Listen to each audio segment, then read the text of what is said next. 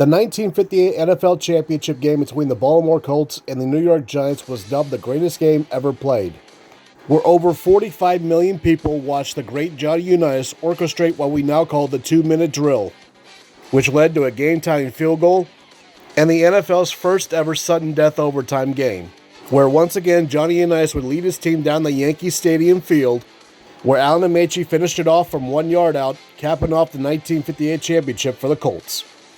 No question, this is the greatest game ever played because of its importance. I just got one thought. Was there a great NFL championship game before this?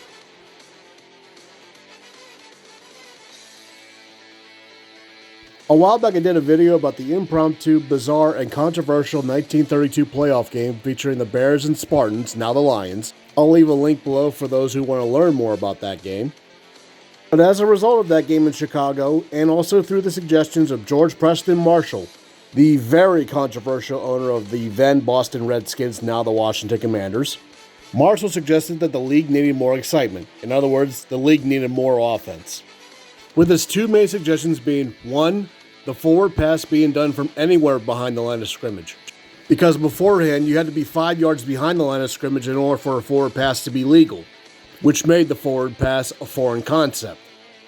And Marshall's second suggestion was moving the field goal post from the back end of the end zone to the goal line, a concept adopted for that infamous 1932 playoff game. And that said playoff game also introduced hash marks to the playing field. 2 months after his initial suggestions, Marshall suggested one more thing. Since there were 10 NFL teams in 1933, Marshall suggested that the league be divided into two divisions, East and West, and that the two division winners would meet each other for the NFL championship at the end of the year. The other owners were hesitant about said suggestions, but ultimately, logic won out and all of his suggestions were implemented in 1933, thus making the 1933 NFL Championship game the first officially scheduled NFL Championship game. And as you see depicted here, it was crystal clear who the two best teams were in 1933. The Eastern champion 11-3 New York Giants, with Hall of Famers owner Tom Mara, coach Steve Owen, future Hall of Fame coach for Washington but at end for the Giants and Ray Flaherty, and Morris Red Bedreau, center Mel Heim, and back and kicker Ken Strong. And the Western Division champion was none other than the defending world champion Chicago Bears at 10-3-1, with Hall of Famers coach and owner George Halas, lineman Bill Hewitt, Link Lyman, and George Musso, and legendary backs Bronco Nagurski and the Galloping Ghost Red Grange.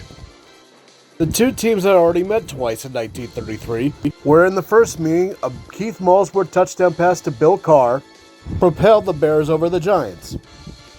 Where in the second meeting, all that was needed was a 21-yard field goal by Ken Strong, even the score at 1-1. And the rubber match would be settled at Wrigley Field for the World's Championship on December 17, 1933. Early in the first quarter, the quarterback for the Giants, Harry Newman, suggested a play that he learned from his nieces that would later become known as the Heim Special. A shift allowed Mel Heim, the center, to be an eligible receiver. But instead of passing it, Harry Newman handed it back to Mel Heim, and Newman pretended he still had the ball, dropping back to pass. And where was the ball? Stuffed inside the front of Mel Heim's jersey. Mel Heim was supposed to walk and wait for blockers on his way to the end zone from the Bears 45. But when Heim saw nothing but open field in front of him, he got excited and started running. The Bears' Keith Malsworth noticed something strange about Mel Heim. He said he thought he looked like he was pregnant. Malsworth said if Mel Heim just kept walking instead of running, he wouldn't have tackled him. Instead, Heim started running, and Malsworth tackled him at the 15-yard line. It was a crazy trick play that could have been a touchdown had Mel Heim just kept walking.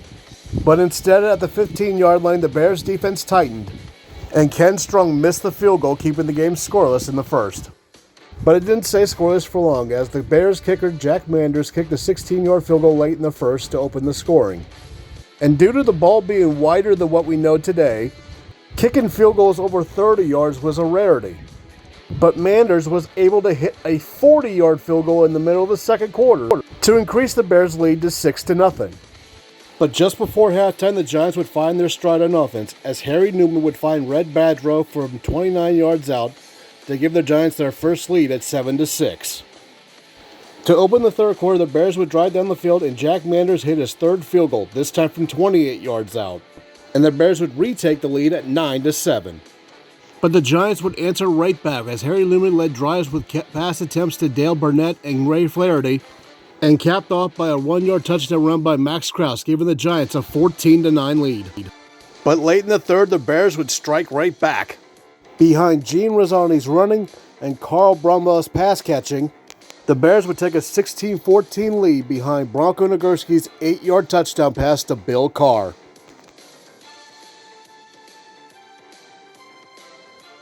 In the fourth quarter, as both teams eclipsed a total of 500 yards, Harry Newman was at it again. The All-American from the University of Michigan would lead the Giants downfield and record the game's fifth lead change with an 8-yard touchdown pass to Ken Strong, giving the Giants a 21-16 lead late in the game. Will House's Bears be able to answer? That answer was a resounding yes. From the Giants' 36, Bronco Nagurski attempted a jump pass to Bill Hewitt.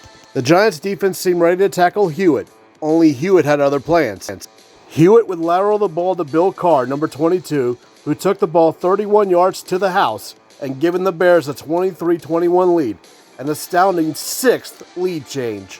With just under 2 minutes to go, could the Giants fire one last salvo?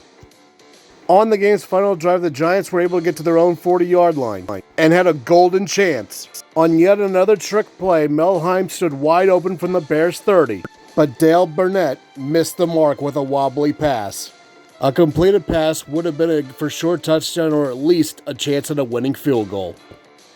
On the game's final play, the Giants would call for a hook and ladder, where Red Gaudreau would lateral the ball to Dale Burnett, as Bill Hewitt did with Bill Carr. But the galloping ghost, Red Grange, read the play spot on, and would tackle Red by his arms instead of his legs so he couldn't lateral the ball to Burnett. The clock struck 0, the final score, the Bears 23, Giants 21.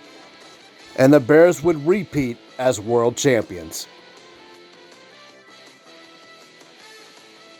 In front of 25,000 plus at Wrigley Field and a $21,100 gate, the Bears players received $210 for their winning efforts, and the Giants $140. The two offenses totaled over 600 yards of offense, and an incredible 6 lead changes. Only Super Bowl 14 with 7 had more lead changes for a world championship. The Associated Press called this game the most spectacular game of the year and a brilliant display of offensive power. Even Red Grange himself said this is the greatest game that I ever saw or participated in. The Giants would get revenge 1 year later in the frozen Polo Grounds in New York, in what is known as the 1934 Sneakers Game. The Giants switched to basketball sneakers in the second half and garnered 27 points in a 30-13 win, denying the Bears a three-peat and a perfect season. So there you have it. The NFL's first official NFL championship game was the greatest NFL championship game 25 years before the famous 1958 championship game was dubbed the greatest game ever played.